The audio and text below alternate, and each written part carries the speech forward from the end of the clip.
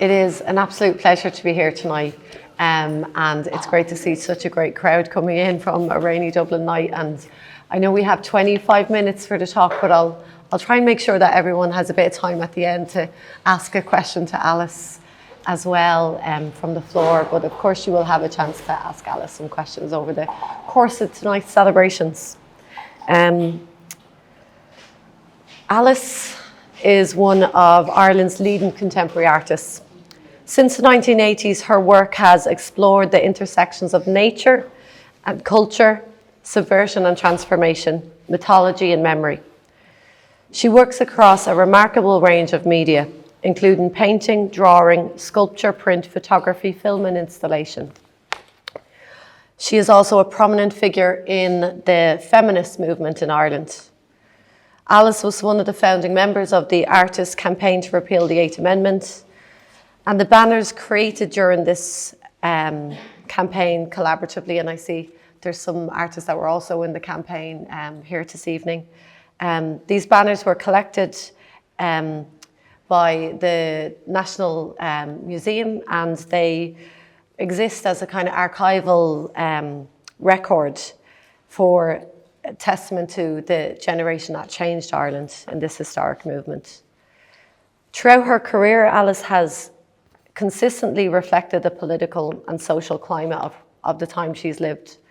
Recent bodies of work include the map created in collaboration with Rachel Fallon, which was recently shown as the Irish Arts Centre in New York in 2024, as well as Vox Matera, shown at Source Gallery in Thurles and Crawford Gallery in Cork.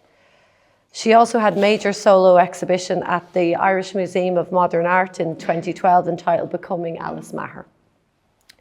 This year she was awarded the 18th Drawing Prize by the Daniel and Florence Gurlane Contemporary Art Foundation.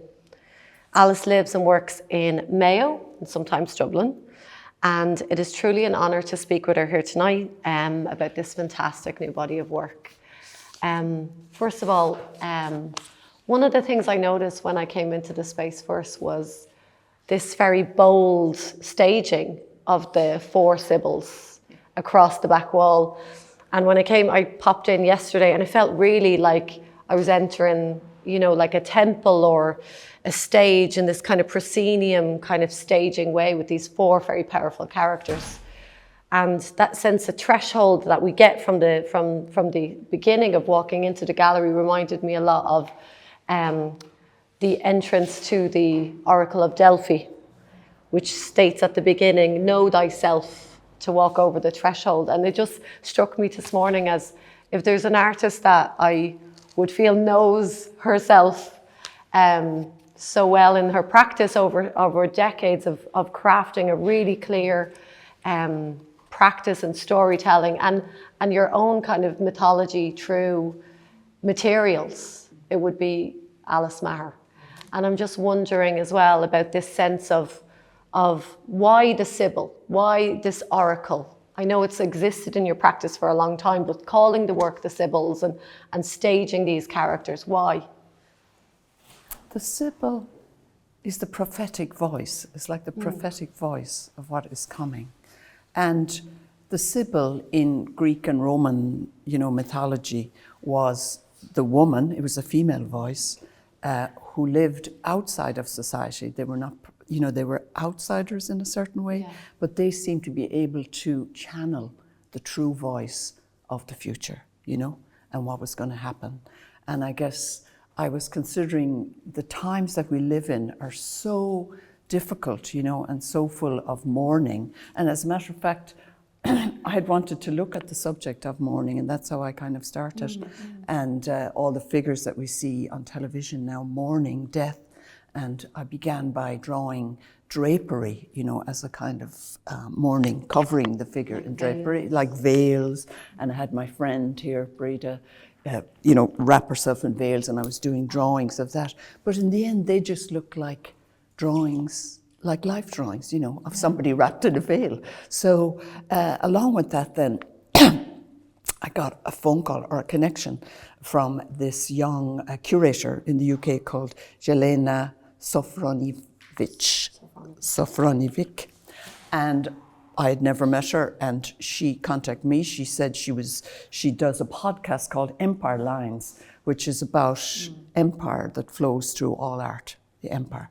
And she was doing a show called Seeds of Hope and Hate, it was called, in the Salisbury Centre in the UK. And she had seen my Tower of Hair, I don't know if anyone remember that, from 1992. It was like a sculptural piece involving hundreds of braids, of human hair.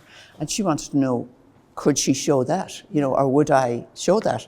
And I was like, it's completely deconstructed. It's out in the garage in a load of plastic bags, And this is 25 years ago, you know what I mean, when I made that, 1992. And such a different time, such a different time in our country. There was no Belfast Agreement, there was no marriage equality, obviously, there was no equality of any kind. And even the Magdalen laundries had not been surfaced,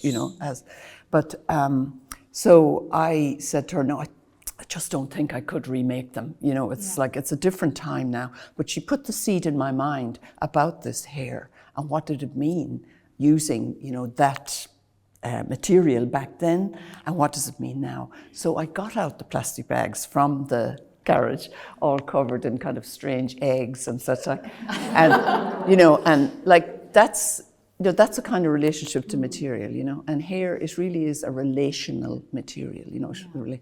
So I washed each braid, washed them with baby shampoo and froze them singly in the freezer to kill any living guests, that were in them, and laid them out. And then I wrapped them all in beautiful tissue paper and put them away. But as I was doing that, and this is probably a relationship to materials that you were talking about, as I was doing that, I began again to think of hair, the material of hair, and its meaning in culture, and the huge role it plays in our relationship to power and to relational to each other. And the hair that I had used in that tower was gathered from hairdressers at both ends of the island, from Belfast and from Cork. And it was like joining these people in 1992. And the hair was as fresh as if it had just come off people's heads. So it has a kind of power to last. And then I guess I began to think about that lasting thing, and how things reoccur, and that's when I went back to the use of hair as an image, that it already carries a history and meaning, within itself, and deeply for me, obviously, so that's when I went back to the image of hair.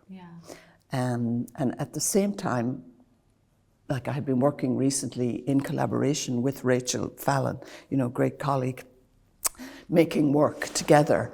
And we had been looking at the Irish Celtic manuscripts, which, like when I was younger, we kind of dismissed out of hand. It was just like, the Book of Kells kind of thing. But re-looking at them and the complexity of their making and the continuous kind of forever branching that they caused, made me think about how things rebranch and recause and overlap with each other. So in a way, these kind of overlapping things, I'm just telling you all the different doors that, fed into the work.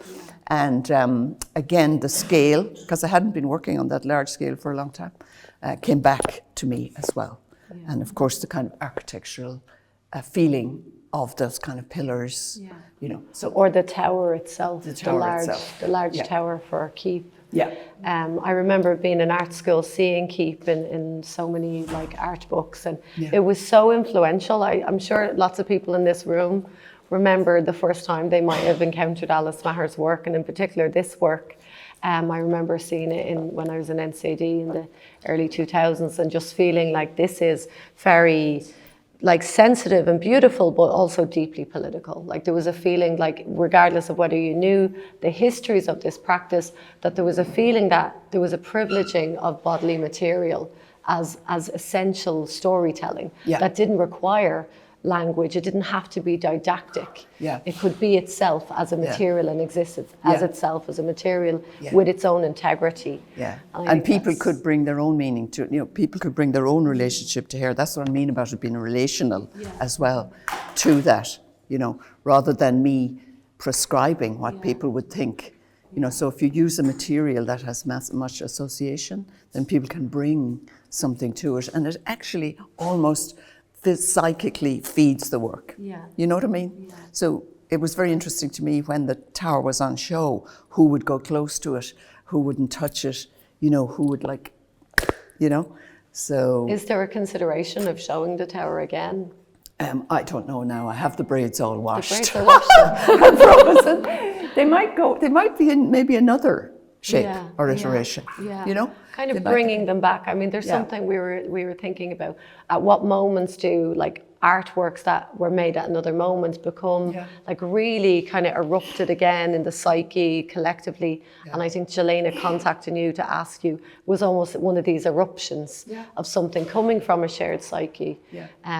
But looking at the works themselves, I know that you had been talking, you used this beautiful word when you were describing the formation of the bodies as anti-caryatides. Like we know the caryatide, you know, you'd see them on like the King's Inn, they're the ladies that hold up the establishment, they hold up the buildings, and they're doing their best to keep it all held together.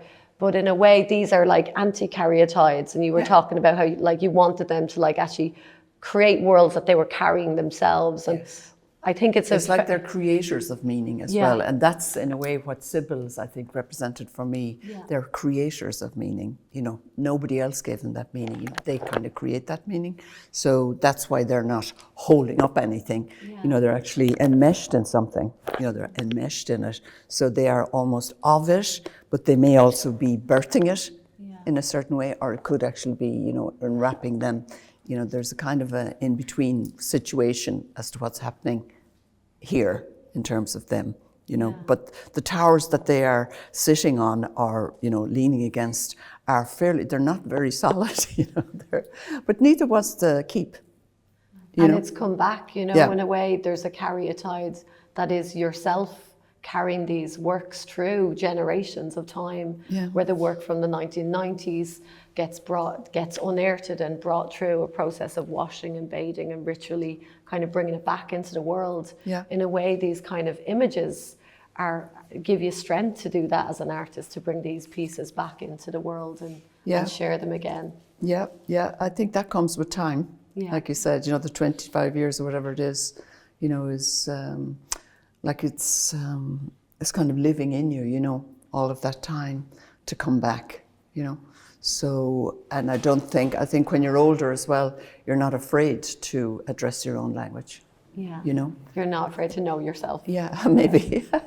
You know, and to accept it as your own language, you know? I love when things kind of reoccur and come back. I mean, in terms of like these objects, what will we call these objects here now? These kind of... Well, I've titled them Vox Sibylla, which Vox means Sibylla. the voice of the Sibyl, you know. So I kind of see them like little gobs of spit or, you know, gobs of meaning or gobs of misunderstood language in a way. Because the Sibyls spoke in riddles, you know, and they could say something that meant the opposite, but it depends on how you interpret it, you know. So I think when you came in here, was it yesterday, to have a look at the show, you said that they looked like they were runes, you know, that someone throw to get to read, you know, to read a message or something. So they have that thing of being scattered underneath, as if they'd fallen out of the Sibyls in a way, and that their language is just not being understood. You know, it's a dense, you know, a dense kind of language, and they sit on these kind of dark mirrors, you know, as a kind of pool, which you can see the tower reflected in that as well. So, of course, I'm thinking of reflection and the kind of dark mirror that you can see the future in, perhaps, and perhaps not, you know. There's a sort of divination going on with them as well. With this, when I was seeing runes, I was kind of looking at, you know, the way you look at onyx mirror, or you can kind of like divine, like scrying on top of mirrors and kind of seeing things through. It was something you were saying earlier about the Sibyls having a kind of autonomy of meaning and vision, where it's kind of completely self-contained. And I think that's a very fascinating kind of idea now. I remember it was a couple of months before we repealed the 8th Amendment, and Tina Kinsella turned around to me and said, you know what's going to be terrifying the day we repeal the 8th Amendment, where we have to look at ourselves and say, now what? Yeah. You know, now what happens that we have this autonomy, what are we going to do with it? Yeah.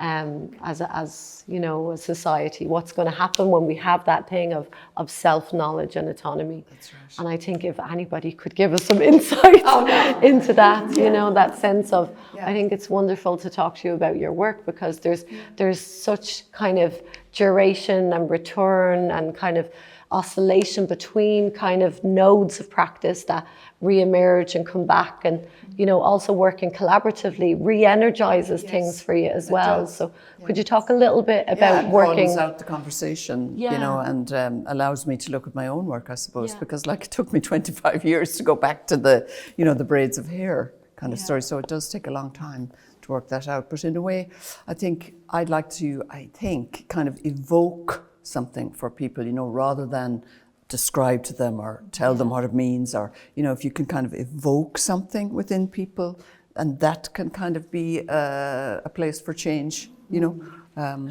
So that's probably what I would like to think of my work. Don't know if you ever read the writings of Mary Lavin, you know, Irish writer. She's a fantastic short story writer, and she had this book of short stories called An Arrow in Flight.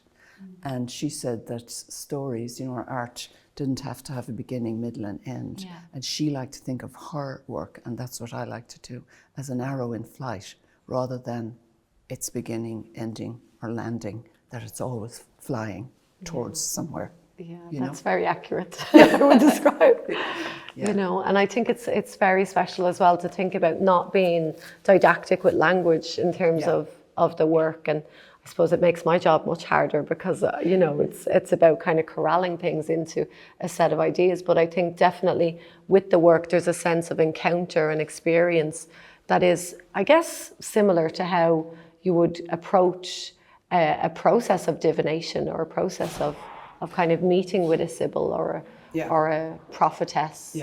I suppose one of the things I'm also fascinated about is that many artists right now, if there's a zeitgeist, it's kind of around divination and prophetic ideas and prophetic thoughts. And I think it comes a lot from this kind of like transition that we're going through between modes of intelligence and kind of collective narrative completely collapsing into a place where we can't trust anything that we're hearing from places of authority and power. So we can trust that it's a lie, actually, I say it, but we can trust something about it. So that sense of language and power producing lies so much. And that is true. what happens underneath all that lies? What are the other possibilities that resist that? Well, the name or the word Sibylla, you know, means from the earth's core. So in a way, you know, that's where the kind of truth would come from. If I were to say it, it would be from the earth's core, you know. And these figures that you see, they have a kind of a green tinge on purpose, you know what I mean? It's not normal. So, you know, it's not, and of course I was looking at medieval painting as well, you know, where they have that kind of green tinge, but also this idea that they're somehow from the earth's core, you know, rather than created from outside of the earth. Well, that's didn't the Oracle of Delphi kind of have her vapors coming up through the core? That's right. And I feel like there's something very spiraling about the coils of hair that are so reminiscent of when you see the Oracle of Delphi, or the oracles, that kind of vapor oracle or vapor they could prophecy. be like smoke, or, you know, I also think of them like viscera, you know, like the guts of something, you know, the guts of the message that they're trying to get across, or that they're trying to understand, you know, they're trying to hold up. It's like the weight of that message, you know, the weight of knowing destiny must be very heavy, you know, so. Do you have a feeling about what message might be coming through from them? No. Does everyone have a feeling? No, I mean, I think when you make art, you know, it's all creative acts are a pushback, you know, against nothingness, or against negativity, against authoritarianism, and against totalitarianism, you know.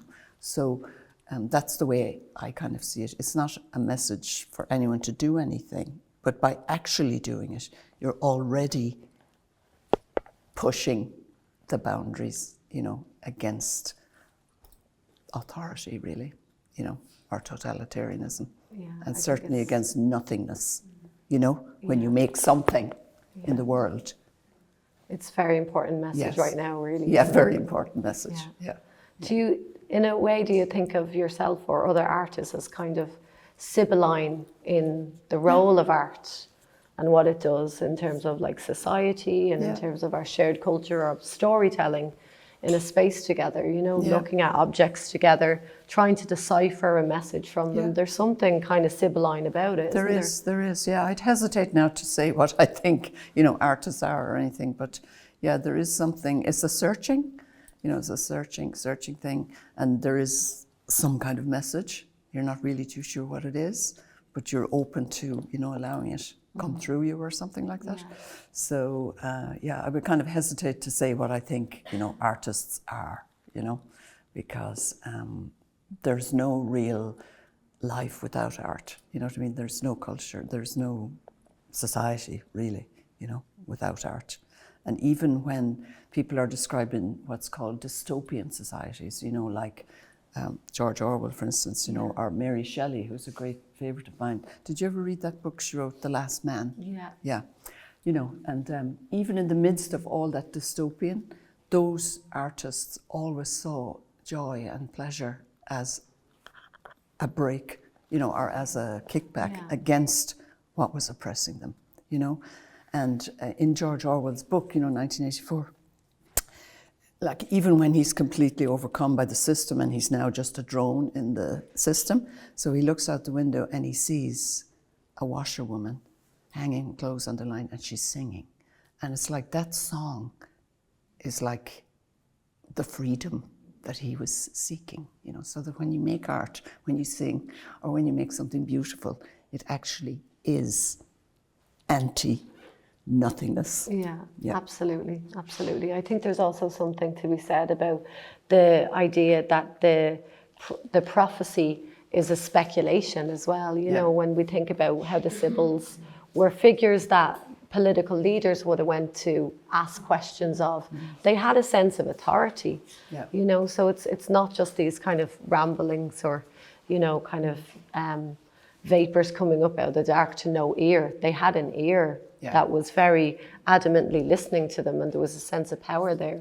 And I always think about the Sibyls in relationship to why there's so many incredible sci-fi feminist authors is very Sibylline to think about, like Margaret Atwood, and The Handmaid's Tale is kind of like a prediction of like the America that we live with now, you know. So there's a sense of what is it about female or feminist voice, and that kind of canon of feminist voice that has the ability to predict the future.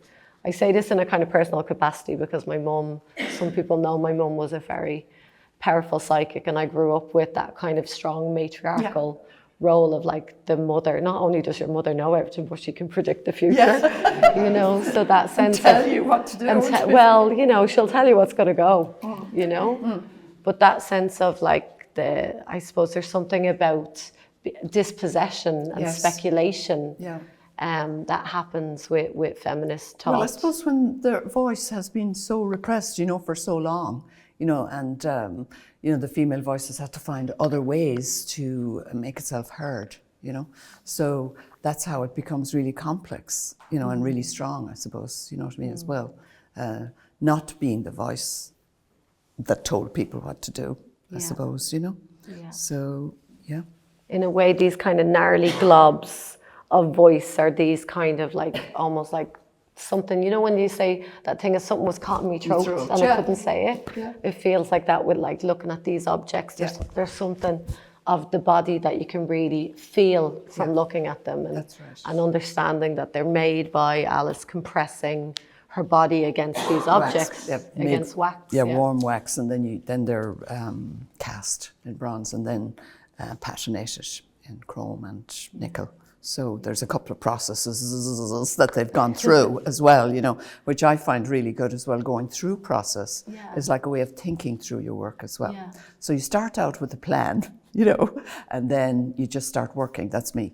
So start working, and it's as you work then that the work comes to you. It's like the workshop of the mind, and you know, that's when it all comes together, is when you're actually working. And the scale of these is really monumental. Yeah. Was there a decision around wanting to make them really Absolutely. large? Yeah. Wanted to move to large works again. I think I was looking back also at the tower and at those big, huge drawings I had made back also called Ombras in 1996.